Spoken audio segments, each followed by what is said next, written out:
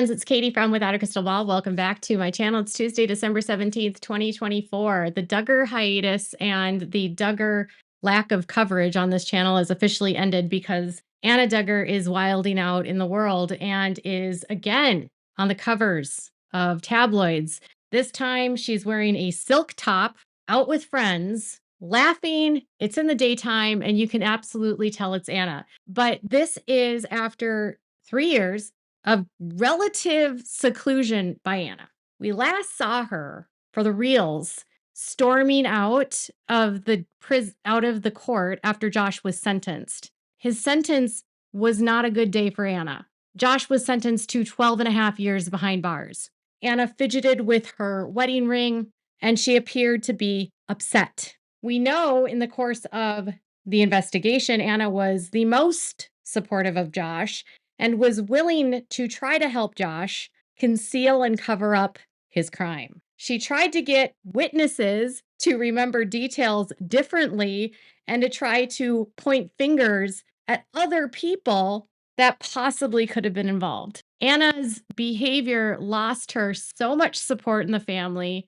A deep division occurred, and most of the siblings of Josh cut her off. To say that Anna was becoming an extension of Josh and as vindictive and awful as Josh would have been an understatement, according to my sources at the time. So Anna was seen out with friends and she was laughing. The Sun says she was seen laughing with friends while dressed up for a night out as her imprisoned husband Josh continues to serve his 12-year sentence. Anna was seen carrying what appears to be maybe takeout. She was also seen exiting her car. She had her curly hair on. She's wearing jeans, sneakers, a silk top with a coat, like a blazer. So she's kind of dressed like a country tuxedo. I don't know what those are called. They say that she was out with friends, walking to her car at a local community event. And this is obviously a very stark difference between when she was with Josh. Her hair is also brown instead of highlighted. And it said she went to the event with some of her children. She looked like she was having a great time. She was smiling and joking around with a friend. Okay. And at one point, she was seen with her daughter, but the daughter was not shown. And it would appear that the daughter was her oldest daughter. And if you're wondering, Anna is continuing to support her husband because she is wearing her wedding ring. While Josh is in prison, her kids are likely being kept completely in the dark about what his crime was, are more than likely being gaslit and completely brainwashed into believing that this was a setup. Anna has to deny this actually happened in order to stand by him. Because I can't, in any other circumstance, see a woman standing behind a man with the kind of charges that he has unless she is severely brainwashed, delusional, or just as in on it as him. Because any other woman in any other circumstance would have left. And the system and the community and her family have failed her. Now, with Anna wearing her wedding ring, she's appearing to stand by everything that she said and all of her feelings that she has about Josh. I'm not sure if you remember, but back when Josh was getting sentenced, Anna was pleading for the courts to give him mercy. She did not want him to go away forever. She wanted him to get a reduced sentence. She wanted them to know that without Josh, she would never be able to take care of herself. For those of you wondering, if you're new here, what Anna actually said to the judge, I'll remind you. She said, I am writing regarding my husband, Joshua Duggar, who will come before you for sentencing. As a spouse of more than 13 years, thank you for taking the time to allow me to share about the man I know and love. She discussed her friendship, their marriage. She says, during our first few years of marriage, Joshua and I enjoyed working together at our used car lot in Springdale. There, I admired my husband's diligence in his work and also his perspective that people are more important than a quick sale.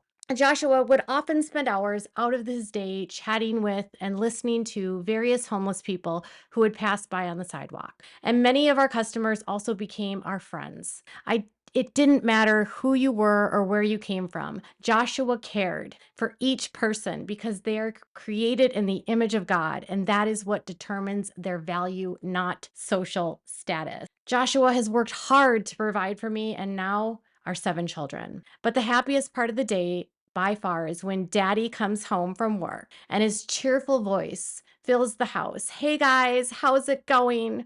What did you learn about in school today? Are usually the conversation starters in between greeting each of our children. Joshua is an engaged dad who gladly throws a football with his sons, listens to our daughters play a new song they learned on the piano, helps answer homework questions, or lends a hand sweeping up spilled crackers. He is a kind, loving, supportive, and caring father and husband, his primary focus in life. My children and I rely on Joshua for financial, emotional, and physical support. Many others depend on Joshua too. Joshua is a man who frequently volunteers his time, services, and resources, striving to contribute to our community and people in need. She talked about all of these amazing things that he had done, how she couldn't imagine a life without him. She never once thought or considered the victims of the crime or the children that were harmed along in those videos that her husband downloaded onto his computer. She even said that he embodied a quote that Ronald Reagan said, "There is no limit to the amount of good you can do if you don't care who gets the credit." He is quick to step in and do whatever he can to be a team builder and help others accomplish their goals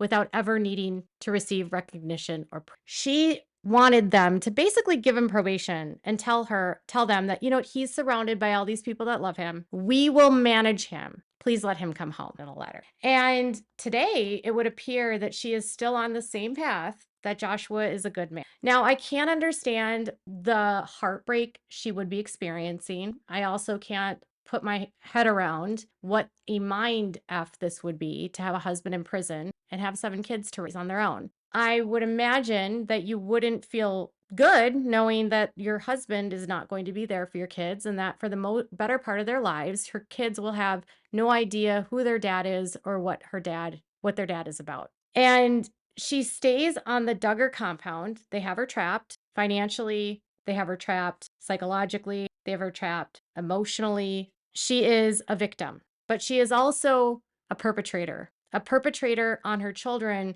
who don't deserve to be in this life. Innocent children that deserve to be free from a cult and from a dad that is actually a registered sex offender. A lot of you have asked, well, when he gets out, possibly in 2032, if he gets out for all of after serving his sentence, what will be his supervision release? Josh's sentence was unique. Prosecutors wanted him to serve 20 years. They had mentioned that in all of their years of doing cases like this, Josh was one of the most egregious because he took no responsibility for what he had done. The U.S. attorney told the judge that Josh will never be reformed because he will never take responsibility. Efforts to try to get him to rehabilitate in prison will likely be met futilely because clearly he still to this day is not accepting that he did this despite mounting evidence. So when he's released, Josh doesn't get to just go home, by the way.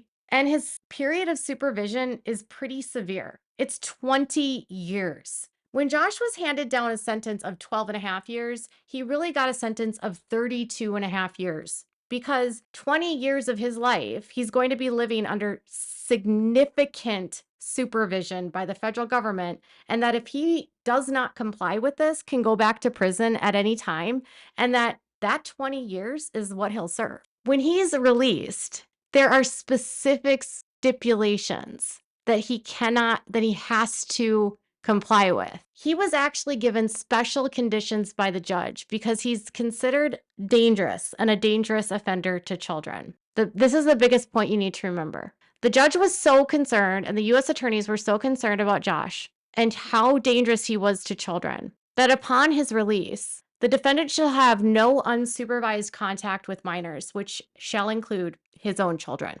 Contact with his children must be supervised by his wife, his parents, or another individual approved by probation. If there is concern about the potential for inadvertent contact with a minor at any particular place, function, or event, then the defendant shall get approval ahead of time. Josh cannot have unsupervised contact. That means he can't live with his children. You can't live with a child and be supervised the whole time. He shall submit in his person, residence, place of employment, vehicle, papers, computer, and other electronic communication or data storage devices or media and effects to a search conducted by the probation office at reasonable time and in reasonable manner based upon any reasonable suspicion that there's a violation that could have occurred. During those 20 years, he shall not possess, have, or use or have access to a computer or any other electronic device that has internet or photograph storage capabilities without prior approval.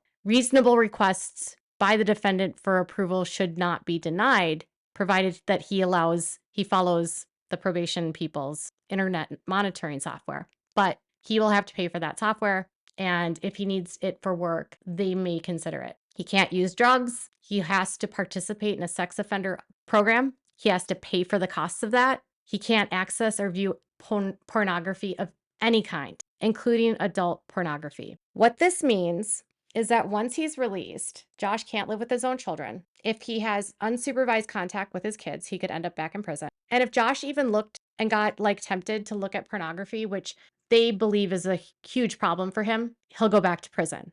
Literally, it's not just that he can't look at the stuff that got him in prison, which he shouldn't have been looking at anyway because it's illegal, but he can't even look at the legal kind. And on top of that, he will be required to submit to a polygraph. I don't know what their plans are, quite honestly. I don't know if Josh is somehow, and Anna thinks that they're going to be able to bypass all of these rules. I don't know if they think that, he's going to come out of prison and be reformed. Someone to actually be reformed has to accept responsibility, has to acknowledge that they have a problem, and has to admit that they've done. He's done none of that. While on supervision, he'll have to go through the motions, and he'll also have to be a registered sex offender. Registered sex offenders also have stipulations on where they can go and how close they can be to kids. On top of what's already on his probation, he'll have to be a registered sex offender for life. And that's who she is standing by. So right now, his kids are safe because he's not with her and the kids can't be touched by him. But once he's out, he can't live with her. So it's hard to understand why she'd stay with him. When he's released, Madison, the youngest daughter, will be 11 years old. She's a minor. There's no way that he can live with Anna as long as she has minor children. I hope that it's been 3 years. Maybe we need to give it 3 more. Maybe 3 more years from now, Anna will make the decision to finally cut ties with Josh, because I can't imagine any woman staying in this circumstance, even with 7 kids. There are so many resources out there, so many options that she has, and she's just squandering them because of a malignant sociopathic sex offender, Joshua. So what are your thoughts about seeing Anna smiling and standing by her man? Tell me in the comments below. Make sure to give this video a thumbs up. Make sure to subscribe to my channel if you haven't subscribed, and click the bell so you never miss a video. Bye, everyone.